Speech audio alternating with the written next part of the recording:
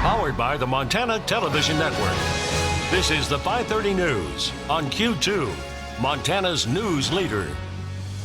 Good evening, everyone. Thanks for joining us. I'm Jeanelle Slade. We'll check in with Russ in just a moment. But first, across Montana tonight, 12 new coronavirus cases. One of those hospitalized, another a child right here in Yellowstone County.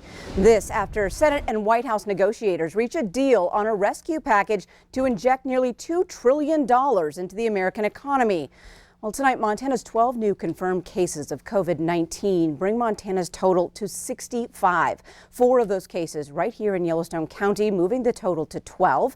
One of those patients, a 10 to 19-year-old male, while 2 patients fall in the age ranges of 20 to 29. Now, the 4th patient is a 30 to 39-year-old male. Gallatin County seeing the state's largest bump again at 5, bringing its total to 24. Flathead, Broadwater, and Hill counties each saw 1 new case this afternoon.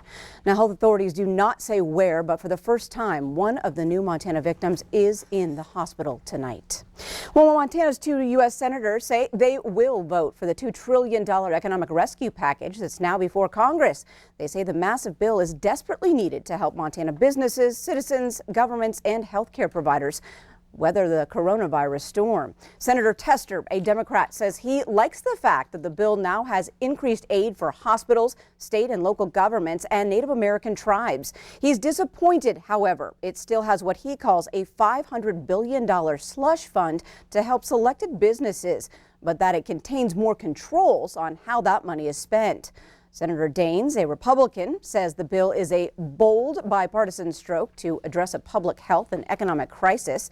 He pointed to its increase in unemployment benefits as 15,000 Montanans have filed for benefits in the past 8 days.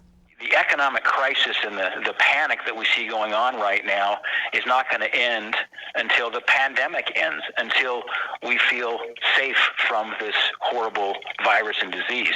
The way we get immunity is through these amazing vaccines and these drugs. We're moving as fast as we can. It's an all-government approach working with industry, and we get these to market as quickly as possible. Our goal right now as an office is to make sure that we're a conduit to make sure that we can direct people in the right direction to get the dollars that they desperately need. And if, in fact, we can make sure that those businesses can stick around, and that's what this bill is about for 4 months, it's absolutely going to help to hold those folks in a positive situation from a monetary standpoint to be able to come out of this alive.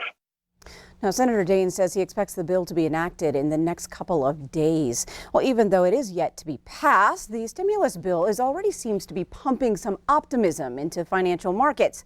Q2's Russ Riesinger joining us now from the newsroom. Russ, definitely some welcome news for some very worried investors. Yes, it is, Jeanelle, for anyone who has a 401k or other investments, because they've just been getting hammered over the past month due to all the uncertainty. After a record day yesterday that saw the Dow soar 2,100 points, it came back today with another 495-point gain. It was the first time since February 11th and February 12th that the Dow has had 2 positive days in a row. Gary Buchanan of Buchanan Capital says the stimulus will definitely help, but expects uncertainty to remain certain until the virus is finally quelled. I think that's the one thing you can count on, is we're going to have more ups and downs. I would fasten your seatbelt right here, because tomorrow is the first jobless number, unemployment claims number, and I think all of us are ready that number will be pretty bad, and we'll see how the market holds up against that, and of course how it holds up against increasingly bad news on the virus front. That jobs report is definitely not going to be pretty. Buchanan credits the Fed for literally throwing the kitchen sink at the bond and stock markets, which he says has helped things from possibly being worse than they actually could have been. So expect more uncertainty really until the threat of the virus seems to lessen, but definitely a little more optimism on Wall Street as Congress moves closer to passing that stimulus package. Jeanelle? All right, thanks so much, Russ.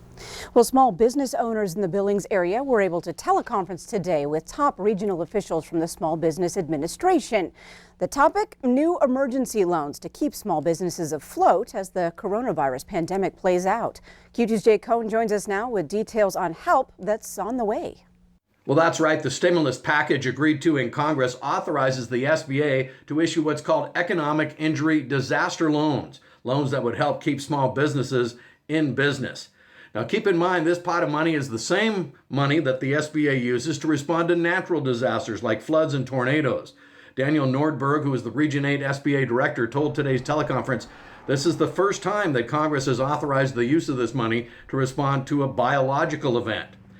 Now, we're told the stimulus bill includes some $367 billion for U.S. small businesses. Just no telling how much of that could eventually come to Montana. We do know it may take weeks for that money to start flowing. So up steps Big Sky Economic Development here in Billings. They're now making bridge loans available to help local businesses in the short term. The SBA has approved a disaster relief loan program, but as you make application to that program, it will be several weeks if you're a small business before you actually see funds. And during that gap could be 6 to 8 weeks. You're still trying to cash flow, you're still trying to cover your expenses, and for some small businesses in our community, that gap can be devastating. So our board approved the team at Big Sky to work on what we call a business stabilization loan program that is an attempt to fill that gap. Arbiscal points out the maximum loan under that program is small, only about $15,000, but that could make the difference for many small business owners. And they're also working on the application process as we speak. You can find out the latest at bigskyeda.org. Now, as for the SBA, once the language is set on the stimulus bill, they say their plan is to get this money out as fast as possible. And there's good news, all 50 states now are eligible for these disaster loans. So still more questions than answers, but help is on the way. The question is, can the help come fast enough to tide those businesses over until things can return to normal? Let's hope so. Guys, back to you. All right, thanks so much, Jay. And like many websites, the SBA site also has been overwhelmed by requests from all across the country. The SBA says it's working on that feverishly to get it back up and running. Well, for the first time ever, the June primary will be an all mail-in election here in Yellowstone County. Governor Steve Bullock sent a directive today giving Montana counties that option along with some extra rules. It allows counties the choice to conduct mail ballot elections and expand early voting for the June 2nd primary. It also calls for social distancing at polling locations. Montana school districts will also have more time to choose mail ballot elections. The School District 2 elections on May 5th are already mail-in. As for the primary, Yellowstone County Elections Administrator Brett Rutherford says he's already decided he will request a mail-in election. We rely heavily on retired folks. And we're basically telling them not to go out in public at this point, and most people not to go out in public. So you'd have probably a shortage of election judges, so you'd have longer lines for the voters, and then you'd have to deal with all the equipment too, so you're constantly cleaning, wiping down pens and booths, so that would create even longer lines. Rutherford says mail-in ballots will go out at the same time as absentee ballots 25 days before the June 2nd primary. He's encouraging everyone to mail in their ballots at least 1 week before the elections rather than dropping them off at the elections office. Well, Yellowstone County attorneys, judges, and jail staff are working hard to whittle down a list of nonviolent inmates to release from the county jail. Now, so far, about 70 inmates have walked out in response to a state Supreme Court order to help slow down the spread of COVID-19. But as Q2's Andrea Lutz reports, this task is not easy. And the current population at the Yellowstone County Detention Center, somewhere around 400 on this particular day. And we're told that's the lowest it's been since 2013. So I checked in with county leaders to see how they're going to manage on getting that number even lower.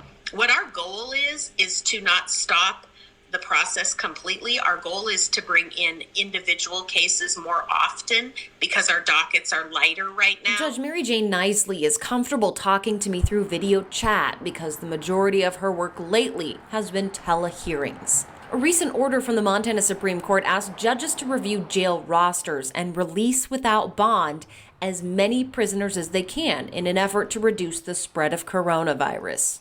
So Knisley says that's what Yellowstone County is trying to do. I did receive one case, and it was a request. And looking at the statute, we are going to have a hearing. But I think that what the judges are concerned about is obviously violent offenders, unregistered offenders, people who have typically not shown up for court or probation. We reached out to Sheriff Mike Linder, too, who says those who are being released are being given a notice to appear in court at a later date. At the Yellowstone County Detention Center, inmates are typically in close quarters.